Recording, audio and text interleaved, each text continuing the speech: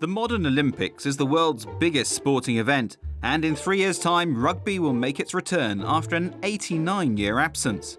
One country unlikely to be taking part in Rio is Greece, where the Olympics had its origins. But in Athens at the moment, there are some strange happenings. Rugby is starting to attract a following, and although Greece lost to Luxembourg at the weekend, their victory the previous week over Norway was widely acclaimed.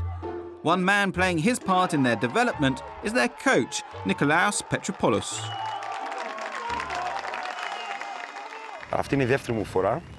This is my second term as national team coach, and the difference between the first and second time is immense. There's no comparison between the two. As time has gone by, the skill levels have improved and the players have been gaining more and more experience. It's still a bit limited, but the numbers have increased a lot. The biggest challenge we're facing is the Greek mentality, which is very different to a rugby mentality. It's like oil and water. They don't mix. And in the past, we haven't had the playing numbers, and we haven't had the academies. But slowly and surely, these issues are being addressed. The game's profile may still be relatively low, but times and attitudes are changing, as are the playing numbers. There are academies in some of the clubs, with players starting from the age of 6. The problem is the game isn't played in state schools, only in the wealthier public schools. Most of the clubs, though, do create the opportunities so that children can come along and play. But a lot of people don't know the sport.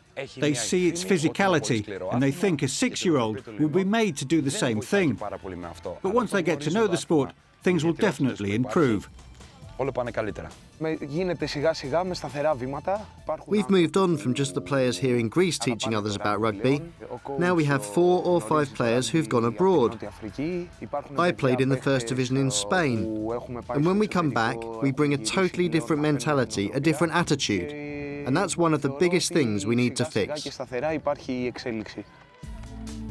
And one way to break down these barriers is regular competition, both international and domestic.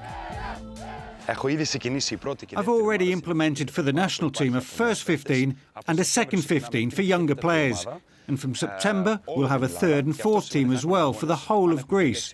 So that means we'll go from having just 5 or 6 games in the championship to having at least 27. So this will improve things dramatically.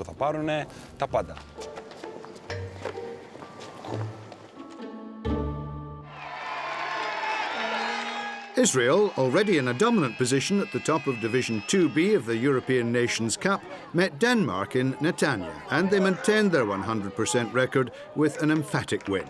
They'll play the winners of the playoff between Slovenia and Luxembourg in a game that will act as a qualifier for the 2015 World Cup.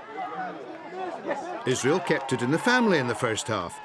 Jonathan Radishkovic had scored their opening try, and soon after, brother Mordecai added a second.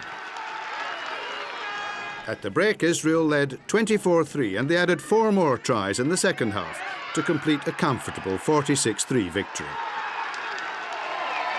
The result lifts them to a new high of 50th in the IRB World Rankings.